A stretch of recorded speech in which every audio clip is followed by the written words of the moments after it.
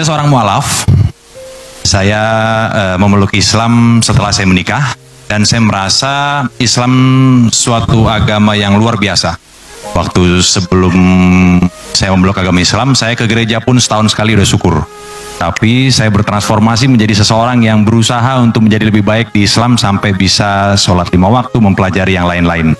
Pertanyaan saya sama Pak Ustadz adalah, kemarin itu saya udah, anak saya ada tanya sama saya, Dedi, kalau surat ini bunyinya apa? Wah, saya mulai nggak tahu nih, ya kan? Nah, saya rasa saya mulai harus belajar banyak mengenai Islam, mengenai surah dan lain sebagainya.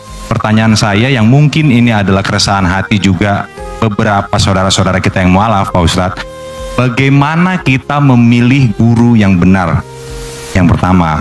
Yang kedua, bagaimana kita tahu kita memilih guru? Caranya memilih guru untuk memadu kita supaya kita tidak berada di jalan yang salah. Dan kalau kita sudah memilih, yang kedua, bagaimana kita tahu kalau guru pilihan kita itu benar? Yang ketiga, saya ada sedikit tahu kalau di dalam Islam itu ada beberapa mazhab. Mazhab apa yang kira-kira bisa dan cocok untuk saya, bagaimana cara saya memilihnya? Sekian kira-kira pertanyaan dari saya. Assalamualaikum warahmatullahi wabarakatuh. Waalaikumsalam warahmatullahi wabarakatuh. Mas Gio, yang catatan amalnya masih bersih, ketika di hadapan Allah mungkin buku catatan dosa saya jauh lebih banyak. Oleh sebab itu jangan lupa doakan saya, doakan kami, doakan kita semua. Pertama, bahwa dalam Islam tidak ada holy man setelah Nabi Muhammad SAW. Tak ada manusia suci yang anti kritik, yang tak boleh diperbaiki, diluruskan. Makanya ketika Umar bin Khattab jadi khalifah, dia menangis. Kenapa? Karena dia sekarang punya jabatan tinggi, dia takut nanti sahabat tidak ada satupun yang bisa meluruskan dia. Tapi kemudian ketika ada sahabat berkata, kalau kau salah wahai Umar bin Khattab, aku yang akan meluruskanmu, dia peluk, alhamdulillah masih ada hamba Allah yang meluruskan. Abdul Somad, manusia biasa, bisa benar, bisa salah. Main bola ada statuta yang dibuat oleh FIFA, rule of the game, aturan main. Ini outside namanya, ini goal namanya. Maka ketika orang itu keluar dari standar ini, dia tidak benar. Idza ra'aitar rajul, seorang yang diyakini sebagai wali Allah. Kita tahu ada wali songo, manusia yang punya karamah, kemuliaan. Dalam kitab Al-Luma', cahaya-cahaya, ditulis oleh Imam Saraj At-Tusi. Kata seorang guru, ayo kita menjenguk wali Allah. Ini wali Allah hebat, ayo. Sampai di dalam masjid, muridnya nanya, mana wali Allah? Itu yang ada di depan. Masya Allah, wali Allah. Tidak berapa lama setelah itu, yang disangka wali Allah tadi meludah di dalam masjid. Kata gurunya, ayo kita tinggalkan, ini wali setan. Kenapa? Karena perbuatannya bertentangan dengan syariat Islam, haram meludah dalam masjid. Jadi mesti ada aturan. Kalau tidak aturan nanti kacau balau. Jelas-jelas ini orang tidak benar. Ketemu di tempat maksiat, minum khamar, tetap juga digurukan. Tidak bisa. Itu siapa? Guru spiritual saya. Tapi dia minum khamar. Khamar yang kelihatan mata kita dia minum, itu sebenarnya kalau sudah sampai lehernya berubah jadi zam-zam. Benar. Bagaimana kalau ternyata dia bisa jalan di atas air, ternyata dia bisa terbang di awan? Disebutkan dalam kitab Tanbihul Mughtarrin, peringatan bagi orang yang tertipu. Idza ra'aitar rajul, kalau kau lihat ada orang yatiru fil hawa, bisa terbang di atas awan, yamshi 'alal ma, bisa jalan di atas air, la taghtar, jangan tertipu karena itu, karena setan iblis pun bisa melakukan itu. Tapi pandanglah pada istiqomahnya tentang ajaran, perintah dan larangan Allah. Disuruh Allah dia ikut, dilarang Allah dia tak buat. Ikutilah istiqomahnya.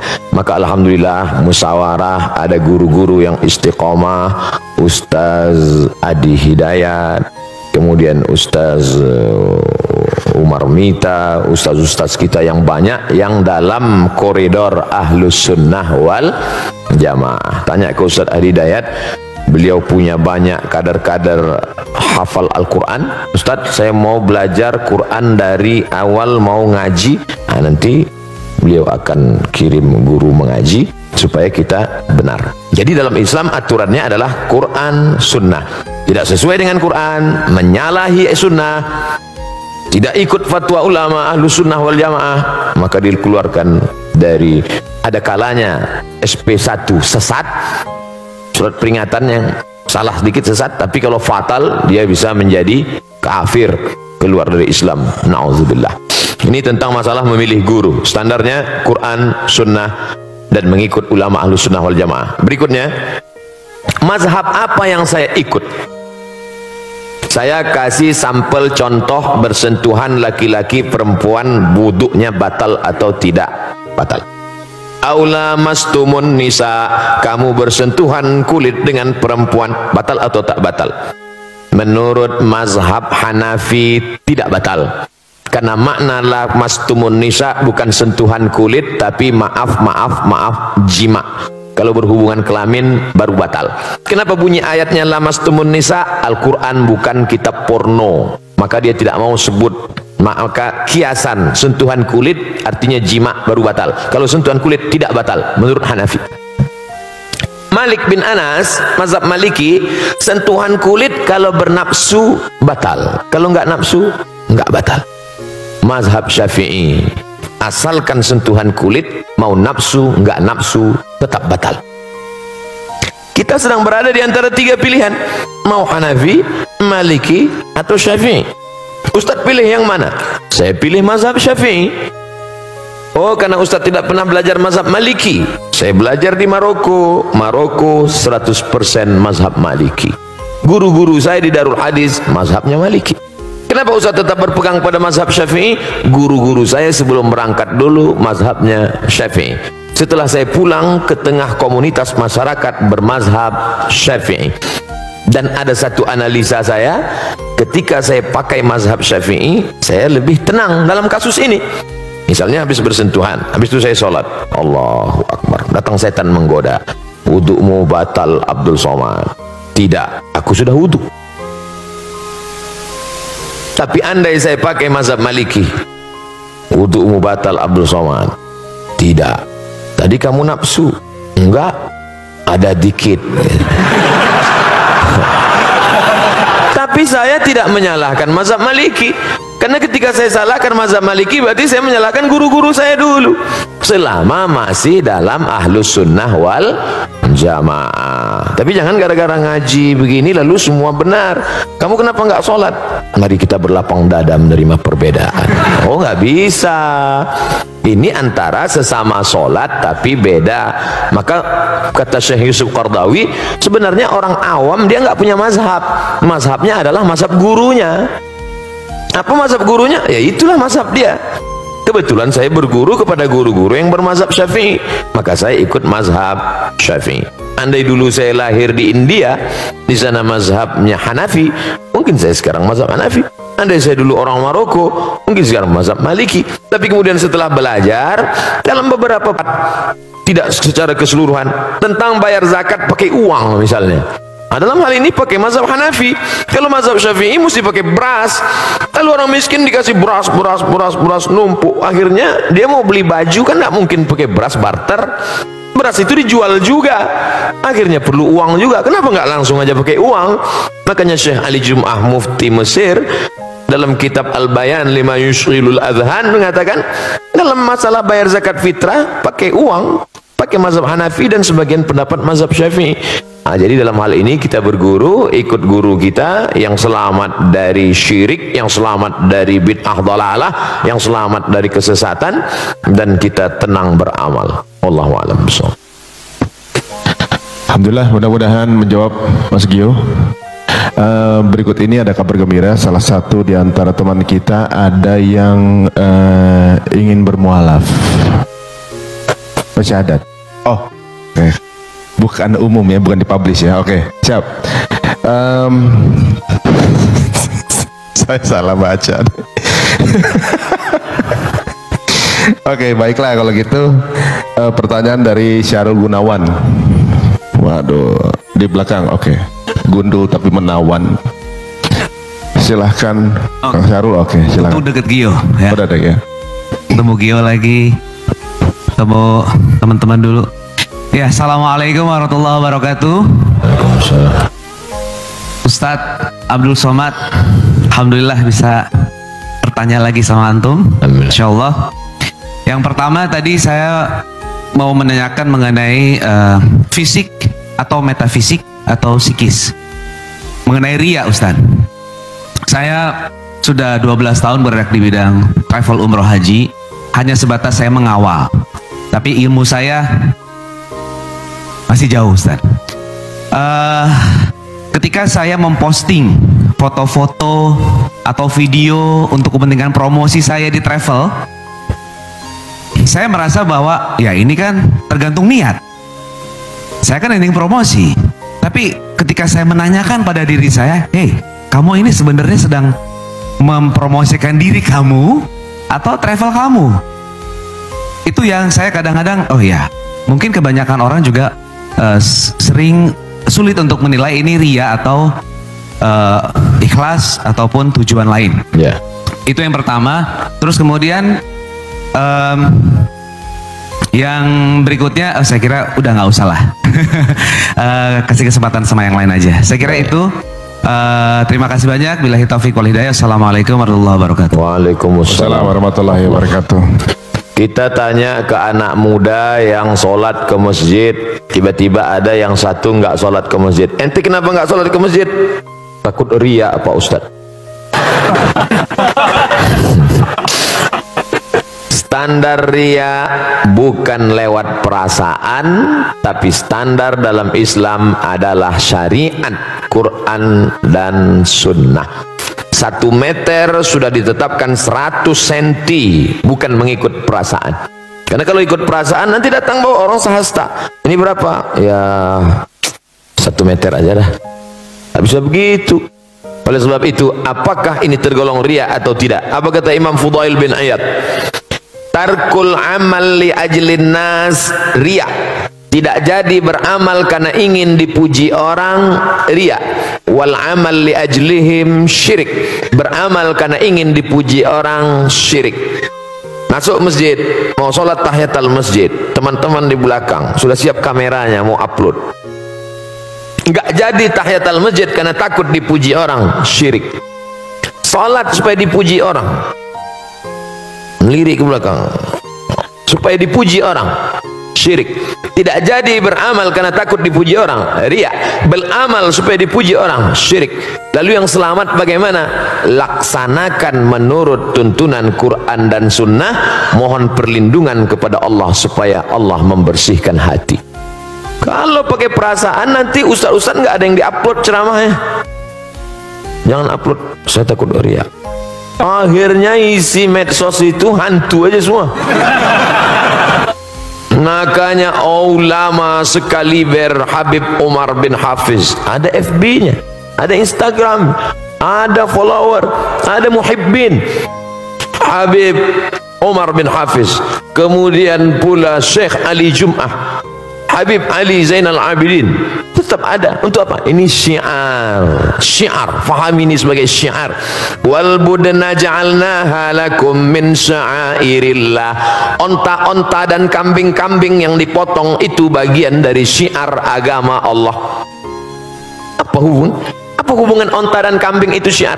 Ketika penyembelihan onta dan kambing saat hari raya kurban, istri, anak dipanggil ramai-ramai menyaksikan supaya orang melihat, oh ternyata orang Islam itu hebat ya. Orang Islam itu ramai kalau bagi-bagi daging kambing ya. Kalau sholat subuh aja yang sunyi ya. Ini syiar. Begitu juga dengan postingan Mas Syahrul Gunawan, maka postingan itu tidak mempertunjukkan terlalu lebay, misalnya sampai semua sampai berdoa pun. Dulu orang berdoa menghadap Ka'bah, sekarang berdoa membelakangi Ka'bah. Itu terlalu berlebihan. Tapi sekedar bercerita bahwa ini pergi umrah, ini syiar. Kloter pertama keberangkatan umrah setelah haji akan dilaksanakan tanggal sekian. Syiar menunjukkan ekonomi Indonesia baik, menunjukkan bahwa jamaah umrah ramai. Nah, ini. Jadi ada standar kelayakan, kepantasan. Maka dalil dalam Islam itu sampai 10. Quran, hadis, ijma', qiyas, syar'u man qablana, saddu zara'i, qaulu sahabi, istihsan, istishab, urf. Standar kepantasan, kelayakan. Ini pantas enggak ini? Ini layak enggak ini? Ketika layak, pantas, maka tidak masuk dalam kategori riya. Bahwa dia senantiasa berbisik-bisik dalam hati, memang kerja setan. Itu memang sudah SOS, standar operasional setan. La'atiyannahum min baini aidihim, aku akan datang dari depan, wa min khalfihim, dari belakang, wa an aimanihim, dari kanan, wa an syama'ilihim, dari kiri. Setan memang sudah datang.